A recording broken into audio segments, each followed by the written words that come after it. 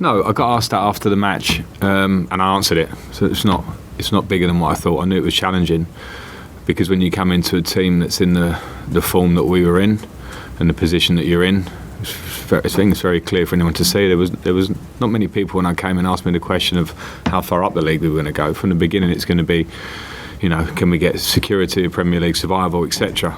So I'm very aware of that. And when you're in that kind of position, as we see with results, not just ourselves, but last night and currently with teams in that position, it's, there's a reason why Manchester City and Liverpool at the top of the league. They win most weeks. There's a reason why your league position is pretty true, and then there's a reason you have to fight out a way that you have to try and fight out of that.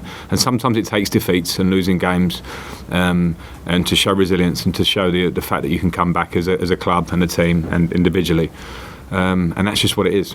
Obviously, it's major news, and we have to take it in context with what's happening in the world, of course. Very serious for Chelsea. Roman Abramovich and the club well. I'm sure you know some of the people who are still employed at Chelsea Football Club, and their livelihoods are obviously at stake. We're hearing that people are losing their jobs already. What are your feelings for the situation with them currently?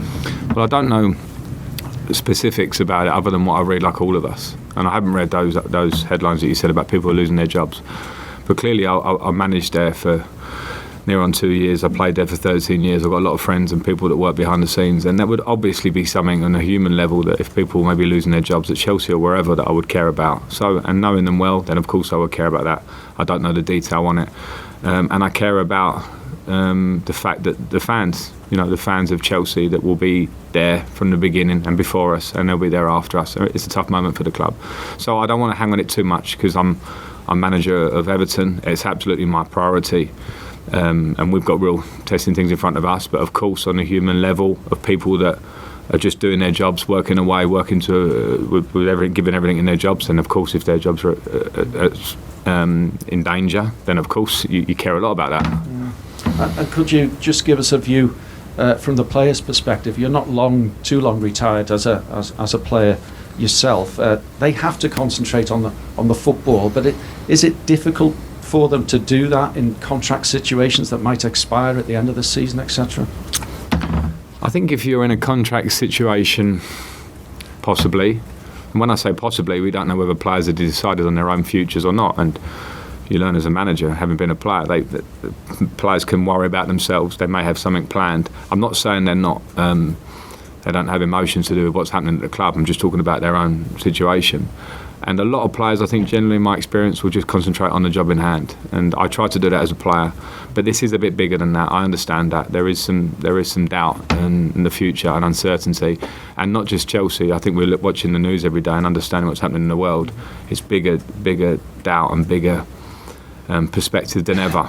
So maybe a contract position that you might be on a free transfer is not the main thing. Maybe it's what's going on in the world. It's all relative. I had definitely situations where games were lost badly, performances were off, and I said this to the players after the game.